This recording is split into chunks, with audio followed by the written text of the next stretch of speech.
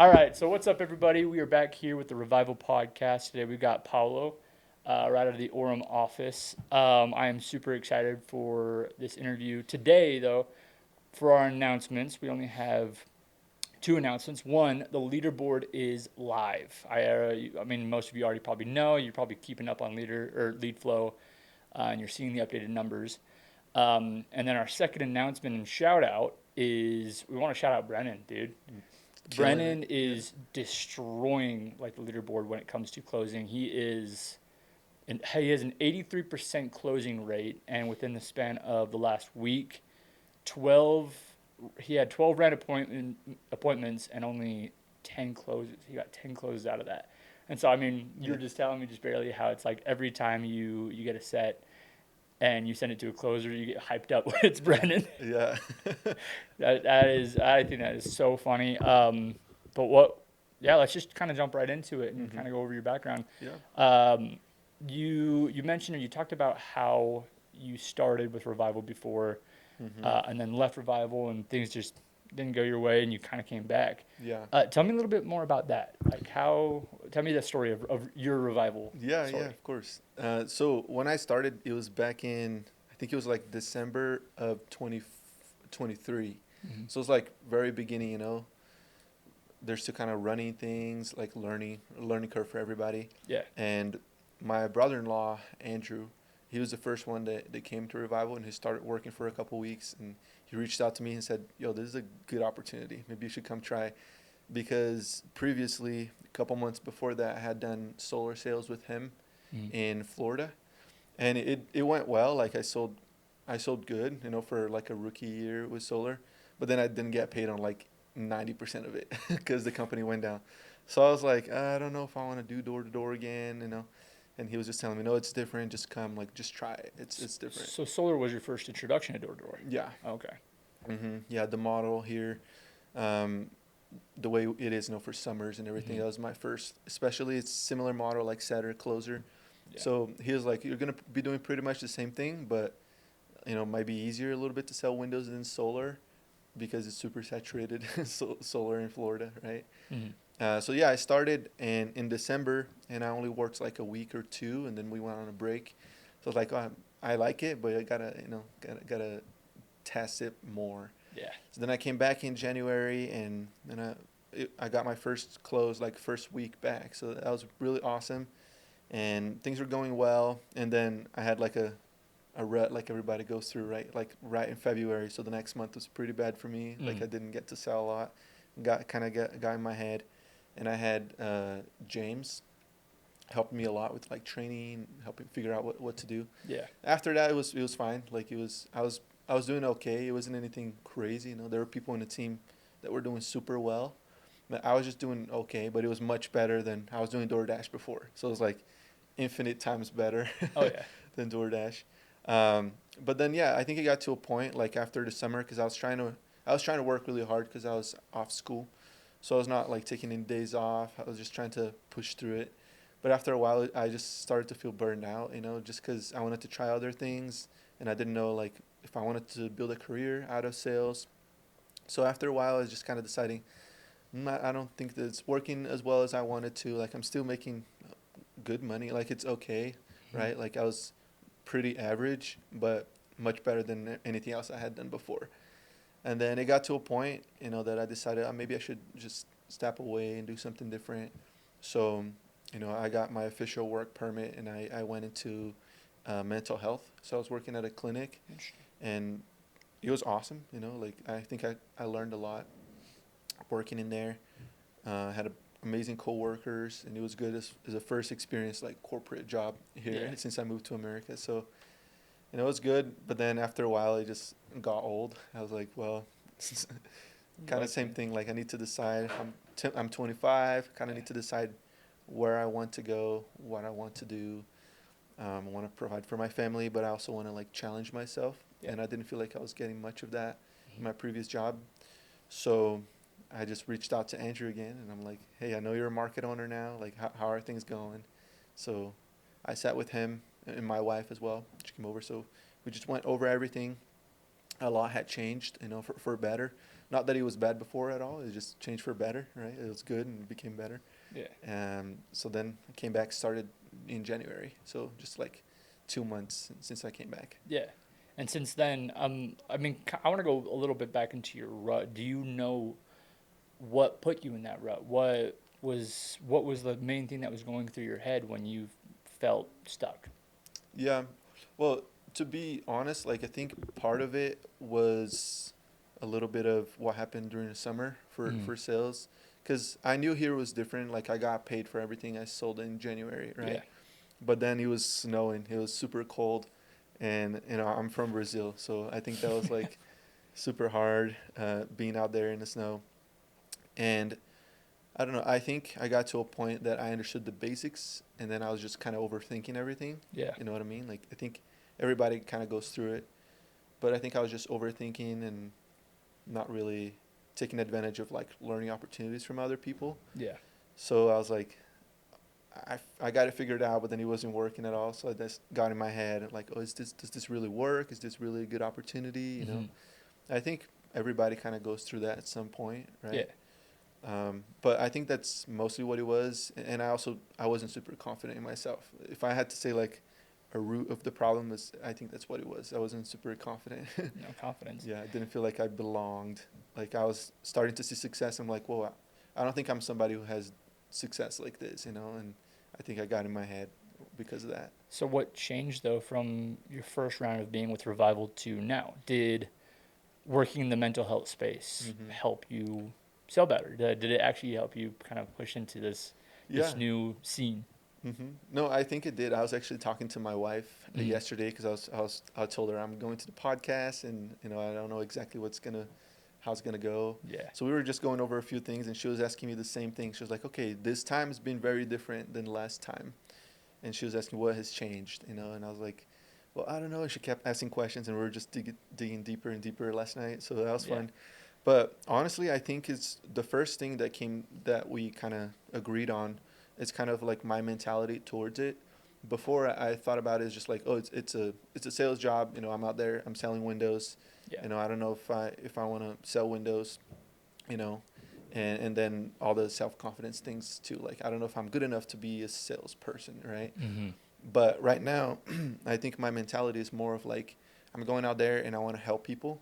Like I know there's a million window companies out there, but I know I much rather people talk to me at the door and buy from us Hmm. than from someone else that's gonna like rip them off or not be honest or Yeah. overprice or give them a bad service, or Hmm. be rude to them or anything like that. So I think this mentality of like I'm out there, I'm serving. Like when I go out, I try to think of how can I help someone today? Sometimes Yeah. obviously I'm helping them with the windows. That's the main thing, right? Oh, you guys got really bad windows. I'm here to help. But sometimes it's just simple things. Like I see an old lady raking. I'm like, hey, can I help? Like, do you Yeah. mind? Or whatever. Like I just look for opportunities that I can help out people. Mm. And then just having that mentality of like, I'm out there serving, helping. There's people that need Mm. that help, and I have the tools to help them. I think that's the number one thing that changed. Just Okay. having more like a servant mentality. Yeah, and You know. I've noticed that in the door to door space, there's only two things that make a killer when they're on the doors. It's Hmm. when they feel like they are there to help the customer, not to just make money, Yeah. and when they gamify it, when they make it a competition. Hmm. And those are the only two times I've ever seen like people who golden door, right? People who win golden doors are the people who are doing those two things, gamifying or serving. Hmm. But when people are there are like, I'm just gonna make some quick cash for the summer within the past 3 months, It gets old. you Yeah. get a chunk of change, you buy a car, and then you're broke again. Like Hmm. it never works out. Yeah. But yeah, you're sort of service oriented and family oriented, which is Hmm. heavy with Revival. I see that in the culture here. Yeah. But yeah, it was I don't know what kind of going back to the mental health thing. Yeah. What made it I don't know kind of boring? What made it like just kind of seem like the same old thing for you? Yeah. Well, I think the mental health aspect in itself Yeah. was awesome. Like Hmm. I could honestly build a career out of it. I felt like I'm helping people, right? They come in, they're dealing with all these very heavy stuff, Yeah. like thinking about really, dramatic outcomes for their lives, and just to sit with them and go over things or talk to them on the phone and help Hmm. them go through stuff, just made me realize like there's so many people going through so many hard things out there, and I loved that aspect of like I'm here to help. Just having that confidence of telling them, you can talk to me. I'm here to help you. And that also helped me see a lot more mental health around me, like Mm-hmm. friends, family, just understand people struggle. Sometimes they won't tell you, right? But then I think it's more of like because after a while I entered into their corporate side. So I was dealing more with like paperwork Mm-hmm. and I don't know, just like helping schedule patients and Yeah. things like that, and a lot of system work.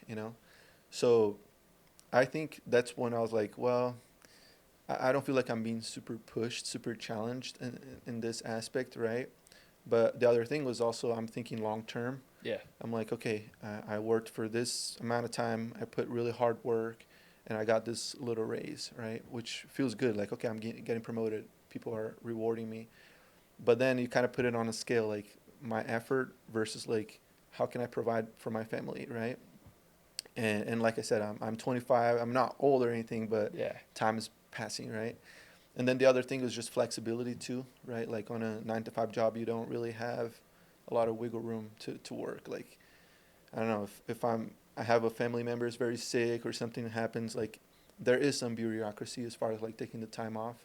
Versus with sales, it's a lot more flexible, right? Like Mm-hmm. if an emergency happens or something happens, I don't need to negotiate so much. It's more Yeah. of like, hey, I need to take this couple days to figure this out. And also, I know what I put in is what I'll take out of it. So the harder I work, the more results I see. Yeah. Does that make sense? So I just love that aspect of being in sales. So I just weighed everything. I'm like, well, where I'm at is not necessarily bad, but then talking to Andrew and then seeing the podcast, and like all the social media stuff, I'm like, well, almost like FOMO. I'm like, if I was there, would I be doing better? Like, but then I was even getting in my head a little bit like, what if I come back and I go back to the rut? Yeah. But then I just realized, no, I need to be confident. I need to make a choice. I need to follow through with my choice. Mm-hmm. So met with Andrew, got all the info, and I'm like, okay, that's what I'm doing. I'm going back. I'm becoming a closer. Mm-hmm. I'm developing myself. I'm helping people, and in the process, I'm obviously Yeah. making money, helping my family better too. Well, I love that. You brought it up about Windows, how it's like there's a million window companies, everybody's selling Windows right now. It's a very Mm-hmm. popular thing in the door-to-door space. I mean, they just raised the Golden Door um, results or the Golden Door award to 3 million for most window company or all window companies. Mm-hmm. But selling windows isn't like the most sexiest job in the world, right? You probably never thought about the fact that you're going to be in sales or selling windows in general. Yeah.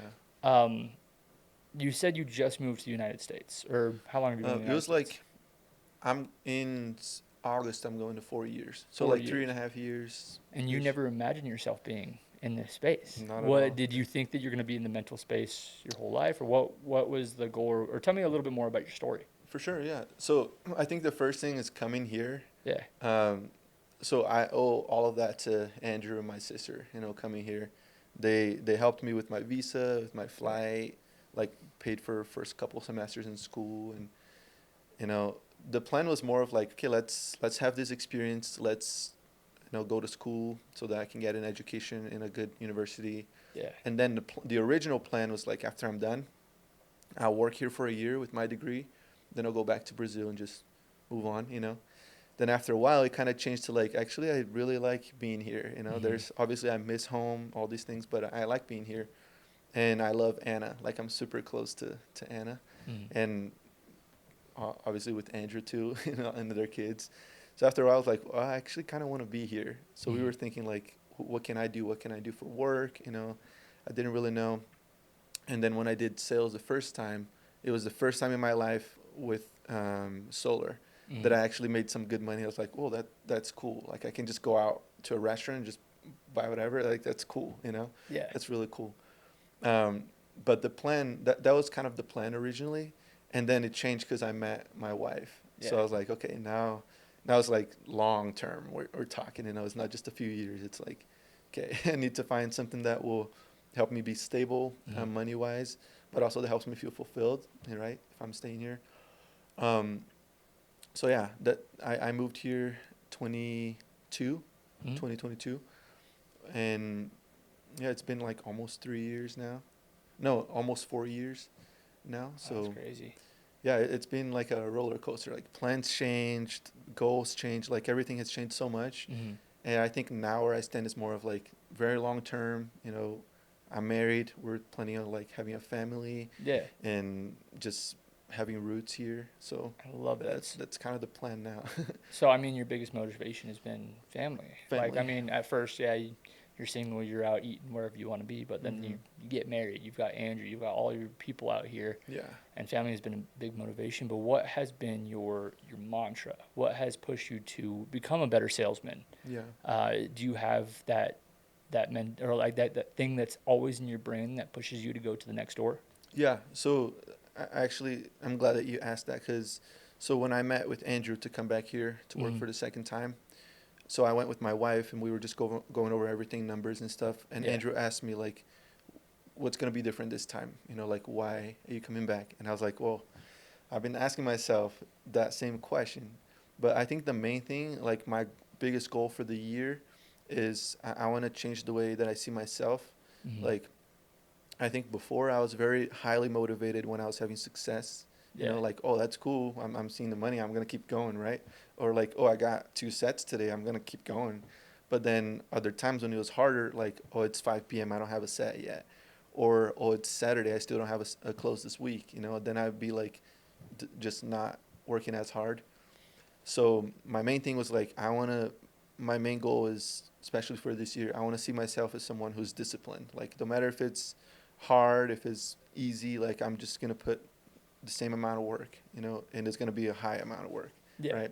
So I think that's kind of my mantra. Like you asked throughout the day, I'm thinking like, okay, it's 2 p.m. I've gotten 3 sets. It's 2 p.m. or whatever. Like I could be relaxed, but no, like I'm gonna keep going because I Yeah. promised myself I'm gonna work hard till 6:30, till 7, till 7:30, right? So that's kind of what I have in mind. Like when I'm starting to feel like, oh, it's been a good day. I'm like, well, could it be better, right?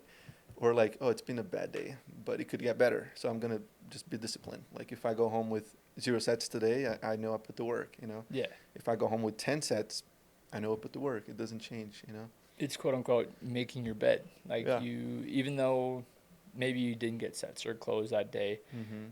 you your win for the day is you putting in the effort. Yeah. I love that. This is so funny in the door to door space where it's like, hey, yeah, leave the 9 to 5.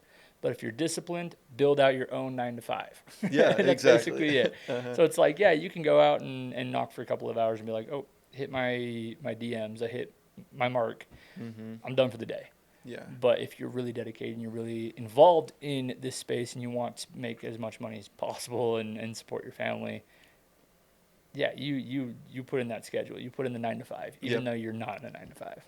I mean, Yeah, but you understand your day starts early. You know, yeah, like at 9 I'm doing this and this to prepare. Then at noon I have my meeting.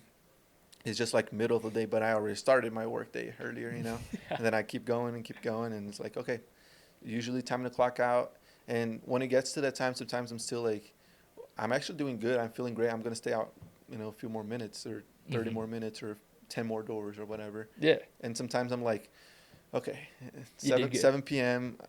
Like I push myself. You know, I'm gonna be disciplined. I stay till 7. I'm gonna go home Yeah, and enjoy my wife. You you know. did good. I love it. So with your wife, right? And you brought up the podcast, how you were practicing kind of what you wanted to say during this podcast or Yeah. what you wanted to portray and share with everybody else. Mhm. Um, do you do that a lot with your wife? Do you role play with your wife? Do you practice Yeah. whole different things with your wife? I'm interested in this. Yeah, yeah. So the funny thing is, I mean, for everybody watching, and a lot of people kind of know her from Yeah, like activities and stuff. Andrew's Uh, sister. yeah, a lot of people are like, dude, just get her to work here. She's so good, you know. And um, it's funny because I go over things with her all the time, and I'm like, you're Mm, so good, like you should just do it. yeah. And she's like, well, I'm scared, you know. But yeah, she helps me a ton. So I was thinking of the Colorado Blitz. That's Hmm. when I came back, you know, when I started again. Yeah. So that week before the Colorado Blitz, I wasn't working because I had already left my job. So I was just like preparing. So I bought clothes and this and everything, and I was going over the pitch over and over and over. And then a couple days before the blitz, she was like, okay, let's run through it. Like, do you feel confident? And I'm like, yeah. So then I role play with her. She's like, good, just way too fast. Like, slow down. I'm like, okay, let's try again. So like we go over things. She's always like helping me, or like sometimes throughout the day she called me. She's like, how are you doing? Like, how do you feel? You feel like you're being slow? You feel like, your body language is Ooh. good? She's just like coaching me throughout the day. I'm like, yeah, yeah, everything's good. She's like, okay, why don't you have sets yet then? And I'm like, you're right. I'm gonna go slower. Let's you know. go. So yeah, she's like a great motivator Yeah. to help me with everything.